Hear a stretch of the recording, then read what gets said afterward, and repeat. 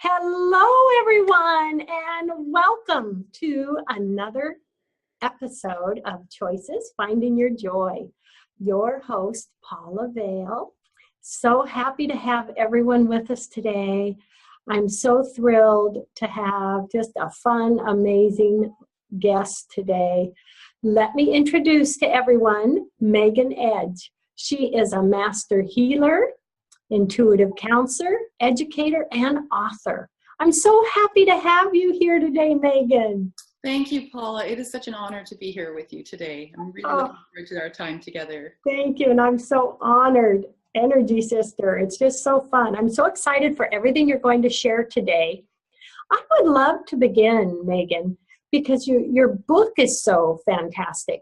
Tell us a bit about, what prompted you to write your book, and share a little bit about your book with us, please. Thank you. I will. It was a real journey, Paula, the whole creation and evolution of this project. It's really more than a book. It's an entire boxed set of healing tools. The title of the box set is The Heart's Journey, Healing Hearts, Oracle Cards, and Guidebook.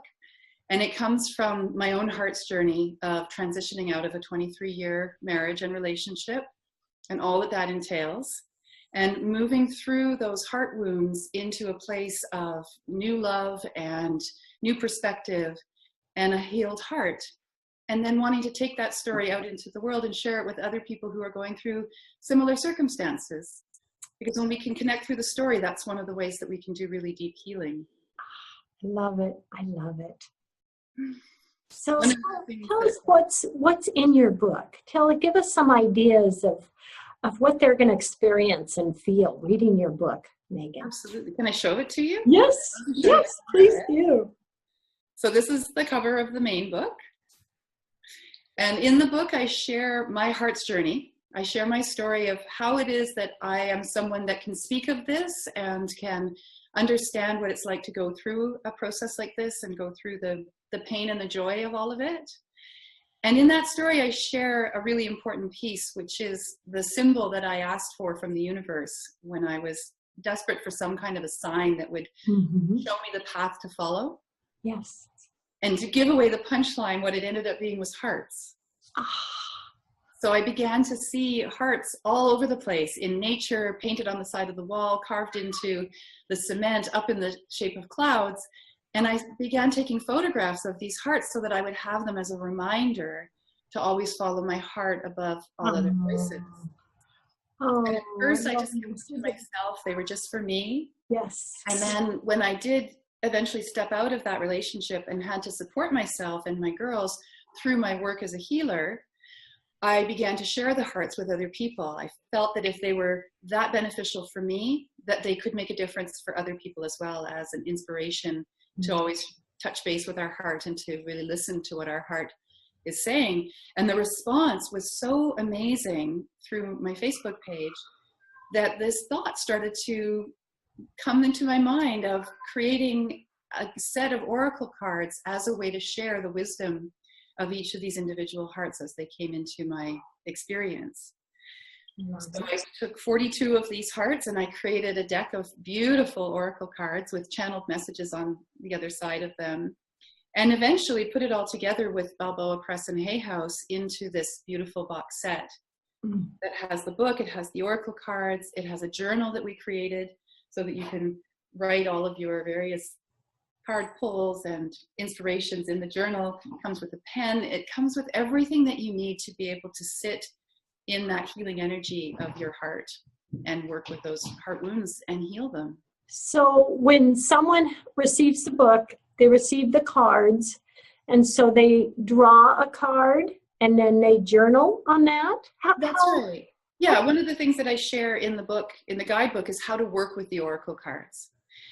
So anyone who's familiar with tarot cards would be familiar with oracle cards. And if some of your viewers aren't, essentially they're meditation cards, they're inspiration cards. So for example, here's the first one in the deck. It's called Healing Hearts. And when you turn it over, there's a guided message on the back. This one says, "It takes many to heal one. Ask for help and be open to support. You are not meant to take this walk alone. Reach out to others as your story will be healing to them as well." Oh, I love love it. So there's lots of different ways that you can work with them. You can do what you were suggesting, Paula, and pull one card and sit with that message and the energy of it throughout your day, or in response to a question that you might have about where your heart is, or how its healing is unfolding. You can do a 3-card spread. You can do a many card spread. There's so many different ways to work with them. They're such an amazing healing tool. Wow. So if you do a 3-card spread, what is that? What does that tell you? The way that I work with a 3-card spread is the traditional way, which is a past, present, and future. So the first card represents the recent past, the events that you've gone through recently. The middle card represents the present moment. And the 3rd card represents the future, the near future. And then I take it deeper. The first card also represents the mind. The second card represents the soul, mind, body. The second card represents the body. And the 3rd card represents the soul. And then we take it even deeper. The first card represents the situation. Oh, wow. Second card represents the guidance. And the 3rd card represents the outcome if the guidance is followed. Gosh. So we end up with a 9-card spread, or a 9, what would you call it? Like a 9 event card spread. So with each of those 3 cards, you go deeper and deeper with each one of them. Very powerful. Yes. Beautiful. And that can really be a great tool for someone, can it? That is in a situation in their life that I really need some messages. I really need some messages, and those cards would help them with that. Absolutely. I pull my own cards all the time. Oh. Also, I love oracle cards. I have a basket of about 50 other decks. There's so many beautiful, inspirational ways that people are showing up in the world with their own wisdom, and then creating these beautiful tools that help us to connect with what it is that we're here to change and do and heal. And they become these wonderful healing tools. Yes. Oh, I love it. I love it. Would you like me to pull a card for you today? I love it. Okay. Oh, boy. Oh, here we go, everyone. Here we go. Okay. So I'm shuffling the deck. I'm just giving it a shuffle. And as I'm doing that, I'm thinking of you. I'm connecting in with your beautiful energy. And I'm asking for you to have a message that is what your heart is saying to you at this time and in this moment. And we'll just see what it is. Oh, beautiful. So this one is called Loving Self-Heart. Oh, my goodness. Oh, I love it. I love it. It's a beautiful little oyster shell. Oh. All of the photos are my own photography, and they were all taken up along here on the West Coast where I am. Victoria, British Columbia, the Gulf Islands, down the California coast, and over in Hawaii as well. So they're all your photos. Oh, how special is that, Megan? Yeah. So the message of this card says, how do you see yourself in love? Are you wanting to be put on a pedestal to be noticed, or are you ready to be seen as an equal partner?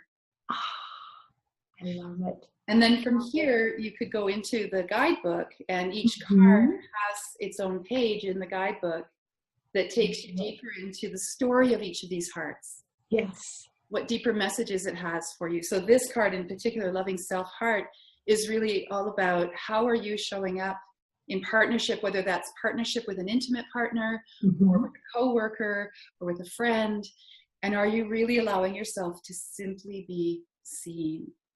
Oh, beautiful. And it can be confirmation that that is what you're doing. Yes. Right? Because I know that is part of what you're doing right now in your journey, is showing up and letting people see you. Yep. That is true. A lot of people. Yes. Yes, and that takes courage. It takes an enormous amount of courage. And that's also a lot of what this whole healing is about. It's about having the courage to follow your heart. Yeah. And what a gift, Megan, I believe, with beginning with my radio shows and now doing TV, what a gift it is to be able to just send love to so many. I couldn't receive a greater gift. Yes. I have a key next to my recording equipment that I wrote love on it, because I believe love is the key. It is, absolutely it is. And it's something that we really need to move into and allow in our lives for me, one of the wake-up calls was feeling the difference of trying to get myself noticed and the experience of somebody simply seeing me and accepting me in my totality without a need to try to change me or put me in a box or have me meet their expectations. And it was one of those incredible heart-opening moments and realizations of this is what it is to be in complete partnership, to be in complete love. So would you say it's not about, you know, being something that they're going to notice or, you know, on a pedestal? Really, it's about just having that loving energy. That's what people are going to feel. And loving the self. Because this is where every relationship begins. It's with the self. So when you're in love with yourself, you really know who you are. You're standing in that authenticity. Then it's easier to not get hooked into what you think other people are thinking about you. But instead simply show up and allow yourself to be seen. Oh, what a powerful message. And that's a beautiful message for someone who is in a situation and looking for the right relationship or wanting a better professional relationship or anything that works in all areas, doesn't it? It absolutely does. And that's why these cards are so beautiful, is it's not just the love relationship in terms of, you know, that primary lover. It is all relationships that we have, and how do we wish to show up in those relationships. And not all of it is necessarily an easy route or always a pretty place to be. And I found when I was creating these cards and when I was listening to the messages that the heart images had for me, and then for everybody else, I remember one in particular. It was this beautiful spider web. I'll see if I can find it in the book. It's a spider web that's shaped like a heart. Here it is. Oh, fun. Can you see that? Isn't that gorgeous? Yes. And it was on an old growth stump in the forest. And when I first saw it, my assumption was the message would be all about connecting, weaving our stories. And when I sat to do the channeling, this message came through about what it's like to be trapped in someone else's love. That sometimes there are those relationships in which, despite our best efforts, to move out of that relationship becomes problematic when the other person isn't willing to let that go. And the final message of that heart piece is seek help. You're not to do this by yourself. If you feel isolated and alone and you feel like you can't extricate yourself because of someone else's need of you, then reach out. And that was my experience. Every single one of these cards is my experience. Every message on here is something that I went through in this journey to really stand in my own sense of myself. What triggered you to make the cards, Megan? Was it, you know, you had these messages and you just really wanted to share? Yes, that was part of it. Being an intuitive counselor, being a healer, I was very good at holding other people's stories, helping them to reframe the relationship that they have with their stories. And I could see the power of that. The work I had yet to do for myself was exactly that, was to bring my story out into the open for anyone to see and respond to and resonate with or not, when I had no control over what that response was going to be. And so when you talk of courage, Paula, really, truly to allow someone else to see your story is very nerve-wracking. That takes courage. That does. Courage. And my clients were the ones that gave me the courage to take my story and allow it to be a part of their healing journey. Those private pieces of myself and my experience that they were asking to know about. Tell us about your services that you do for others, Megan. Thank you, Paula, for asking. What I call the work I do is mind, body, and soul healing. So the work that I do is, as an intuitive counselor, we do the story holding and the story healing, and that's the mind piece. The body piece is the energy work that I do. And I've developed over the last 10 years a modality called intuitive energy massage that I now teach as a certification program. It's amazing. It takes massage and pranic healing, cranial sacral healing, Reiki, white light, body talk, all these different modalities, and brings it into a really powerful healing tool. So that's the energy work that we do. And then a number of other energy pieces. I do a lot of shamanistic work. I do a lot of feathering, clearing, all of that all those wonderful things. And then the soul piece is when we do the past life work, going into other lifetimes and those stories that we might have brought into this lifetime for healing, for learning from, and the soul retrieval, which is where we have trauma. We've left a piece of ourselves at that site of that trauma. And through the soul retrieval work, we allow ourselves to bring that piece back to home, which is us, so that we can be whole again. Yes. Oh, I love it. And I love your sprays. Please tell everyone about your beautiful sprays as well. Oh, thank you. That's such a huge part. I believe in sprays at home, in your workplace. I mean, what it does for a room. Tell us about your sprays. Thank you. Well, the sprays evolved along with my own work as I was really stepping into being a healer as my full-time work. One of the things that I wanted to do was expand what I was doing, what my services could be. And I've always been drawn to aromatherapy. I've always been drawn to nature, to plants, to the cycles that the earth goes through. And so to that end, I took a lovely energy medicine practitioners program here in Victoria with a beautiful woman named Sabine Pettit. And through her, I learned about creating tinctures, nature essences. And I felt that the tincture itself is brilliant. It's a beautiful healing tool. It's one that you take orally. But there was no fragrance to it. There was no scent. And I really wanted to be able to incorporate the scent and using aromatherapy as a healing tool, as well as the energy matrix of the plant or the mineral or the ocean, whichever one it was. So at her course, we had to create one of these nature essences. I actually did 3 that week. I was a bit of a keener. And each one I did for myself, for something that I needed help with. It was just after I'd left my marriage and I was feeling like I needed some real support. I needed something more than just being able to tell my story. I needed something that would remind me, that would anchor my intention to shift the things I needed to shift and do the work that I needed to do. And then as I was working with them for myself, clients were asking, it smells really good in here. What is that? So I began sharing these essences, the first 3 with my clients who absolutely loved them, resonated with them. They felt so empowered to leave a healing session with a tool that they could take with them. Yes. Continue work for themselves in between the sessions.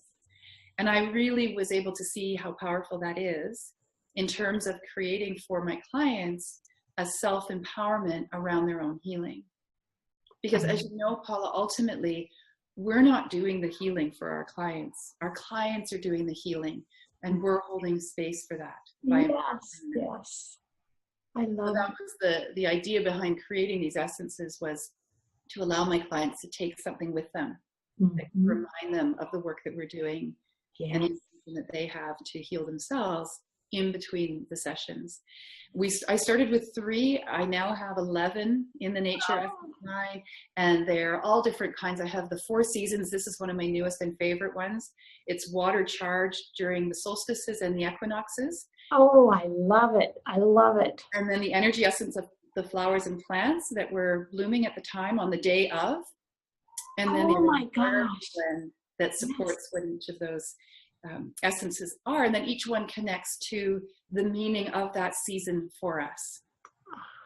So summer, for example, is clarity and dispelling illusions. Yes. Fall is about reemergence and finishing up projects and creating energy for ourselves. Winter is about introspection and doing the deep shadow work that we all have to do at one point or another. And spring is all about new beginnings. Yeah.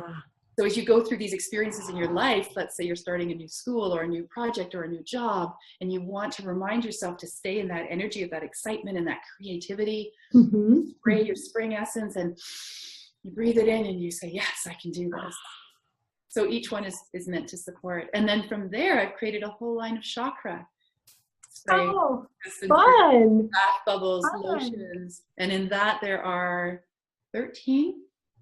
There's 13 chakras that I work with. So the main 7, and then the foot, the hand, the soul chakra, and one of the newest ones coming into our awareness, the 9th chakra, which is our Oh, trust. I love that. Oh, I love that. Mm. Ah, I love the 9th chakra.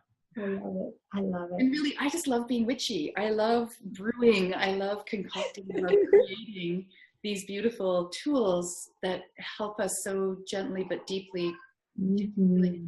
changes that we need to do in order to live our lives the way we came here to live them, on purpose and with reason. Yeah. And I love that, Megan, that you mix so many modalities in what you do. I absolutely love that. We can all do that.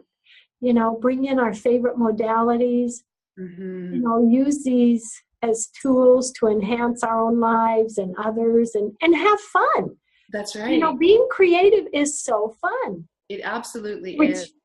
It's just happiness, that contributes to our happiness. It's when we're walking our purpose path.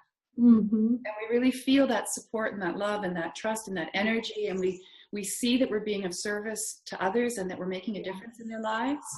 And it's one of the reasons that I teach, Paula, and I've created this 9-month program called the Confident Healer, so that healers and those that are feeling the call to be a healer can have a place in which they can learn with other, in this right now it's mostly for women, to learn with other women how to really stand in our power, to do our own healing work first.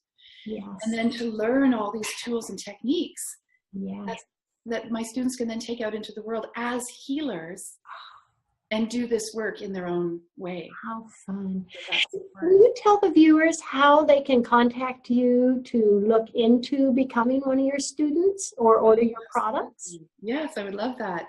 If they go to my website, which is www.meganedge.ca, they'll find all the information there and lots of different ways to get in touch with me. I'm also on Facebook at Side Chicks Healing Studio, which is the original name of my business. Side Chick, because we need to laugh. We need to not always take ourselves so seriously, although the work we do is serious. Yes. I wanted to connect with that fun side as well as we go through healing.